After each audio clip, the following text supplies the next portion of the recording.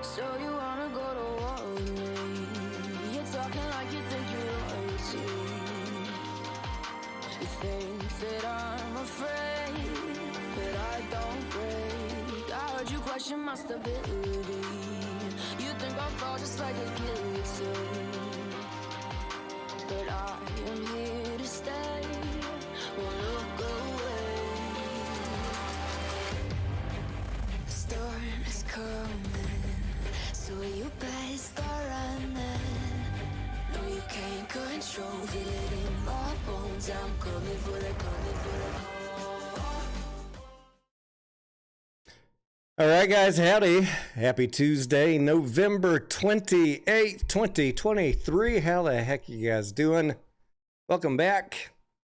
We got a couple things to hang out and go over tonight. Nothing too serious, but there are a couple of interesting little things going on in the market and in the retail community that I thought might be fun to chat about for a little bit tonight.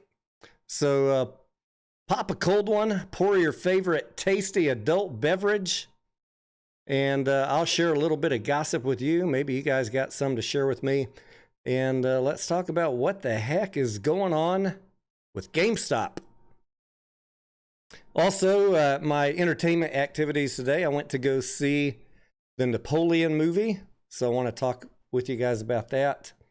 There are a lot of good films here in the last month of Q4 for the movie industry, and I've got a bunch lined up in the next week or so, time permitting, that I want to go see.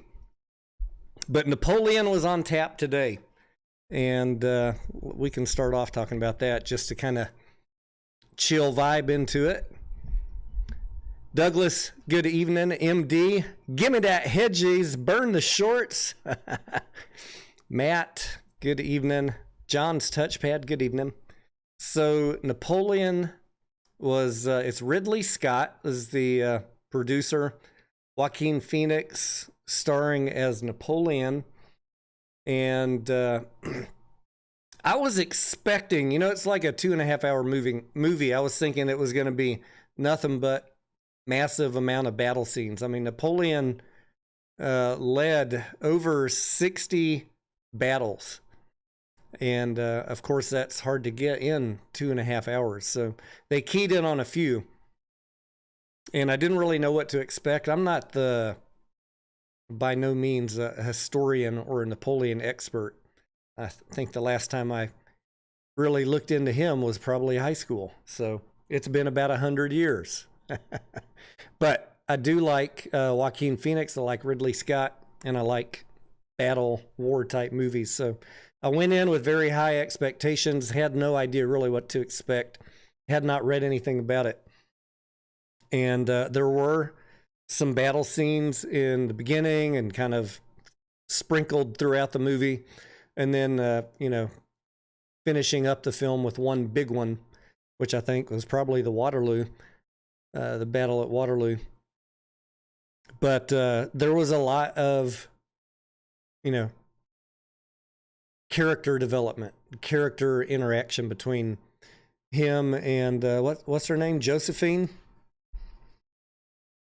And that I wasn't really expecting, but you know, Napoleon had a long and complicated life, including his relationship. So they kind of went all over the place, and I bet you could have done a two-parter on that movie and still not really scratch the surface of everything that went on in Napoleon's life.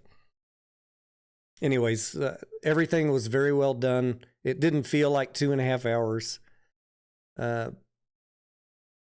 So I would say that one's on my recommended list if you're into that sort of film. What's up, owning the float? Getting ready for my 12-pack of Celsius, OTF.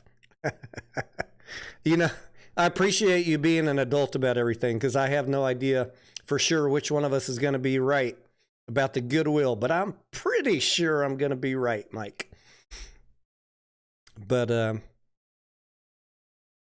I do appreciate everybody in this community, and the title of tonight's video, tonight's live stream, kind of goes to what I want to talk about tonight, this whole drama in the retail trading community. Shills in shambles. I see it in so many different retail trading communities. Shills in shambles is an ode to the BBBYQ team, who has been fighting for some time on social media with other retail traders. And I appreciate people like Mike that even though we might not agree on everything, you know, he still acts like an adult and he can debate things on social media without resorting, you know, his go-to isn't a personal insult. Here's what I think. I think I'm going to be right. No, here's what I think. I think I'm going to be right. All right. That's a grown-up debate. I appreciate that. These 5-hour space calls where it's nothing but name calling, screaming, crying. The heck are you guys doing to each other, man? Come on. But the BBBYQ, you know, I said my piece about that while it was still trading. Every now and then I'd talk about it once a month, once every 2 months. I got out of that trade, luckily for me, the day Ryan Cohen sold a year ago. So it hasn't really been hot on my list to worry about. The reason I got out is because I could tell from the financials that it was most likely going to file bankruptcy at some point. And it took about a year, but it did. But now, you know, now that it's delisted and everybody's got their shares taken away and yada, yada, yada, I don't understand why people are attacking these folks that they still think it's going to resurrect from the dead. I don't understand why there's so much bitterness and hatred toward those people. Like, it's not like you're talking someone into a bad trade. You want to go have a 4-hour live stream on Bed Bath & Beyond and try and look at documents and figure something out that everybody else is missing. So I just don't get that. I don't understand why everybody's trying to save the Bed Bath & Beyond people at this point. They're committed. It's done. It's going to be what it's going to be. No matter talking, arguing, doxing, insulting is going to change anything at this point. Just let them be. Just let them be. And let's all, you know, someone's going to learn something. And if you're watching that whole saga, I hope you are to a certain extent, because there will be lessons coming out of the end of that for one side or the other.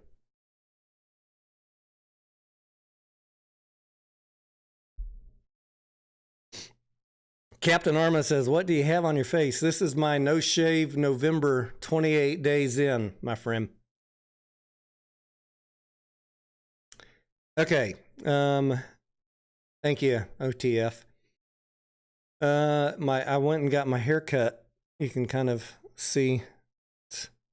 And the lady that cuts my hair, she said, what's your wife think of the beard? Does she like it? I was like, oh yeah.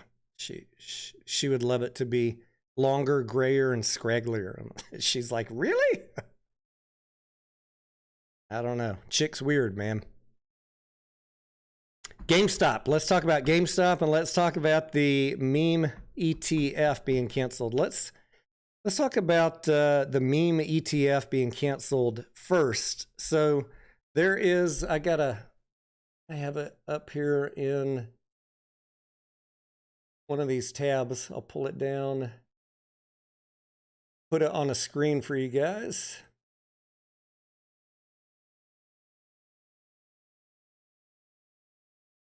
All right. So you can put in the ticker MEME. You guys might have heard about this. I think this started, was it December 22 or December 21? It's been around for a while. It says, but the headline that we have here today is that it's going to close on December 14th. So the fund will cease trading and no longer accept creation or redemption of orders on or about December 11th. I'll make this a little bit bigger for you. And this ETF is a basket of different, what they call meme stocks that are held in equal weight, and it's rebalanced every 2 weeks. So if you don't want to pick GameStop or you don't want to pick AMC, you just want to say, I want to play all the meme stocks. I don't know why you would, but we're going to talk about who might. You could buy this ETF. You could also sell it. You could also short it. And I was going to pull up the, see if we could pull up any short interest on this and see how much of this fund is shorted. Can we tell?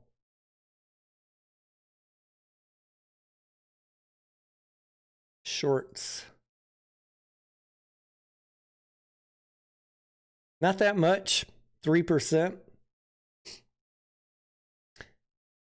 And I'm going to look at the components of this fund, and we can also, I have the filing where we can see of the components of this fund, are they lending it out? And we actually have the ability to go in and get that data. So assets under management is 2.7 million. It's not a huge ETF, right? $2.7 million. And if we look at the performance of this fund over the last year, it's up, but I thought that I could look at it over the last 5 years. Maybe I can't do that on this screen. I think it's down over the last 5 years. But if you want to see all of the holdings, what are they holding in this? Robinhood, SoFi, Datadog, Roblox, DraftKings, Tesla, Rivian, I'm skipping a few, Lucid, Carvana, Upstart, Palantir, AMC, GameStop, QuantumScape, and Plug and Power. And you can see they're all about the same weight. Some of them are a little higher, but they go in and they rebalance it every 2 weeks, if I recall what I read correctly. So as the price of these holdings go up or down, the weight within the ETF might fluctuate during that 2 week period. And you can see the value of them is really not that high. So they own $95,000 worth of AMC, $95,000 worth of GameStop. Now, there was coincidental timing today. Within 5 minutes of this fund announcing to the public that they were closing today, that's when GameStop started running. So I started asking myself, could there be some massive amount of shorts that were in this meme ETF? And they got worried. They got scared and started closing out their position. I don't know about that. I want to hear what you guys think. I'm going to pull down the document that shows the breakdown on their holdings. This is from the SEC Edgar site. The import or Form NP, sometimes you see it called when you're looking at Fintel. And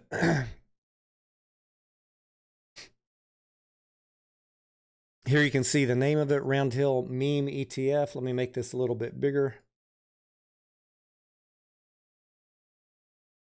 just so you can believe that I'm on the right document. Round Hill Meme ETF. Round Hill is the firm name.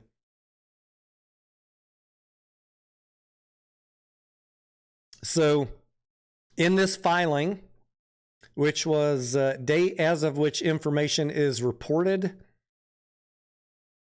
it was reported on 6/30/2023. That is the last filing. And so this data should be good as of June 30th. So it's stale data, right? But they don't have to fill these out once a week. If we go down in this filing, we can see every stock, and we can see if it's loaned out, which is what is kind of interesting. So let me see if I can find AMC real quick. AMC. There we go. So this said that they had 9,058 shares. Balance indicate whether amount is expressed in number of shares, principal amount, or other units. So balance is 9,058 shares. Again, not a ton. $39,000. It was 3.69% of the fund, which is what we saw over here. What I don't know, guys, is why, off the top of my head, the dollar amount is lower here, unless they just had more money flow into this ETF. Then they just, go out and they buy more of the basket. That's probably, seems like the most logical explanation. They buy, if money's pouring into the ETF, they just create more shares and the basket grows.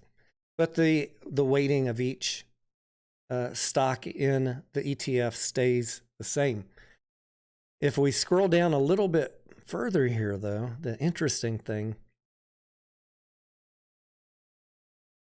for AMC, it says securities lending. Does any amount of this investment represent reinvestment of cash collateral received for loan securities? No. Let's just go to the one that's yes. Is any portion of this investment on loan by the fund? Yes. How much? 37,862 shares. 37,800 out of 39,855. So they're loaning out to shorts 95% of the ETF holdings. And that just kind of, makes me think, are all the ETFs that are holding AMC, which there are a bunch, doing the same thing at 95%? Is that why maybe, I don't know, does Ortex, when they report short interest on something like AMC, does it include ETFs? I'm going to ask them that.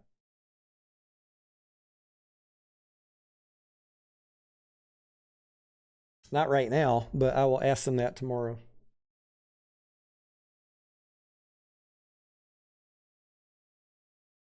%95 of the meme ETF is loaned out. And the other thing that can happen, you can go read about, if people are buying, selling, or shorting an ETF, does it affect a stock price? Does it affect the price of the underlying? So if I wanted to go out and not borrow AMC, but I wanted to short it, I could short every ETF that had AMC in it, right? And then they would, basically have to, when you're shorting it, you're selling it. They would have to, I presume, decrease the amount of units that they're holding because you're shorting. And that's one concern that a lot of people have, that a lot of these stocks are being targeted by shorting ETFs, and then maybe it doesn't directly show up in the short interest. It gets really complicated to do.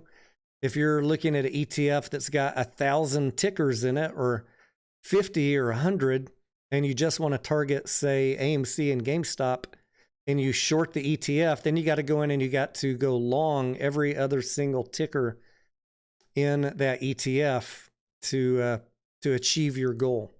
But it is possible. I mean, with the right amount of time and computer power, especially computer power, they could probably do it just like that.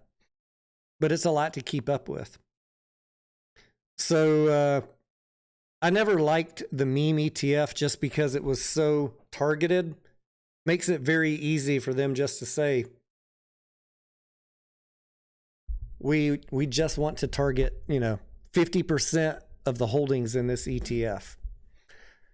So at any rate, I don't know how impactful it really is considering the size of the fund is so small. $2 million assets under management. 2.7. But I am glad that it's going away. And they said that it's going away because of lack of investor interest. They thought there would be more people day trading this thing. I didn't look at the volume on it.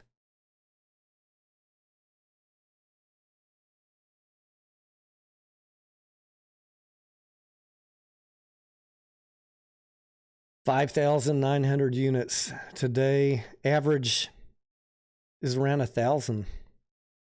Man, the only thing that trades lower than that is those Brazilian BDRs.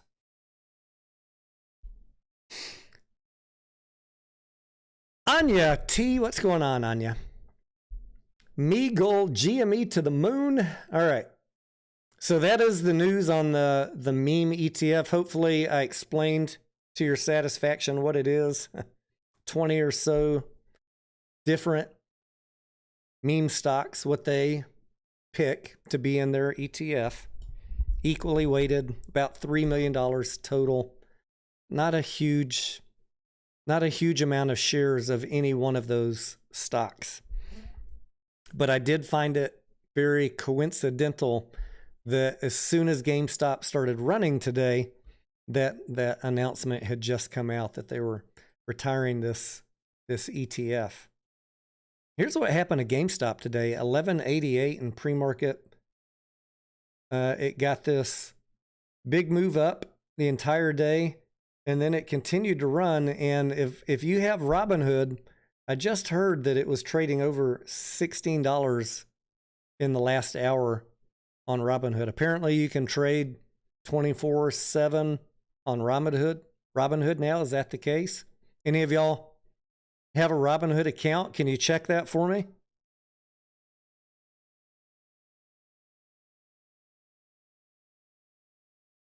Mike says they would add, is that bankruptcy companies to the meme ETF to help suppress the price of certain equities?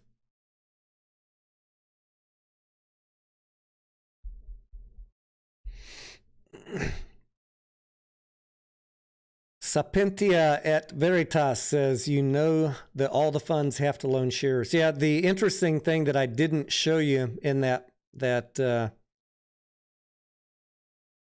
SEC filing that we were just looking at, oddly enough, on that form, they weren't loaning out most of the different tickers in their basket, but AMC absolutely was. I was scrolling down looking at all of them. Only a couple of them were being loaned out. GameStop was not one of them, oddly enough, at the time of that filing. I'll put a link to it in case you guys want to double check me while we're talking. I'll put a link to it in the chat. So I don't want to sit here and read through all of this thing again. But if you want to look through it yourself, there you go.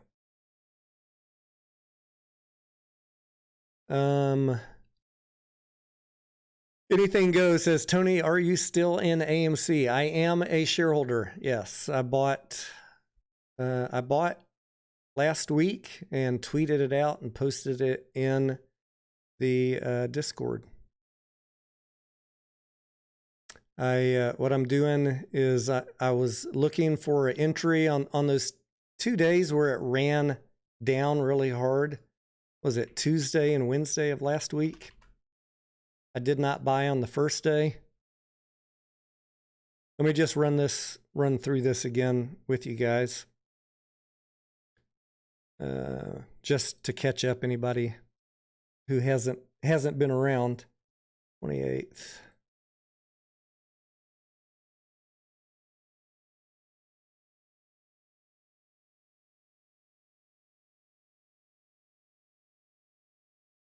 Am I on AMC? Yeah.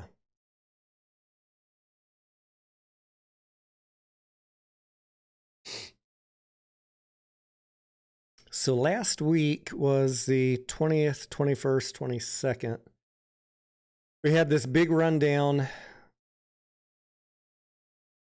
We had about a day of consolidation, and we almost got across here on the EMAs at the end of the day. And so, and we did get across on the 5-minute the next morning, which was Wednesday. So that is when I bought. So I bought here around 660, 670. Not trying to time the bottom perfectly. I'm not worried about getting in at 650.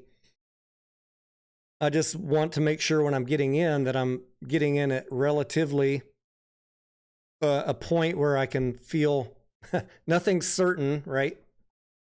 And this is certainly not trading instructions. I'm just walking you through how I'm analyzing this play for my trading. I'm looking for some confirmation that the negative selling pressure had tapered off and we had sort of entered back into some upward movement. And right after I bought, you know, there was 15, 30 minutes of upward movement prior to when I bought, and then it continued throughout the rest of the morning. And I did, as we approached $7, I sold covered calls on this, and I sold those for, I forget, someone go check in the VIP chat how much I said I sold those for. But I remember it was $50, $60. It brought effectively, by selling covered calls, what I'm saying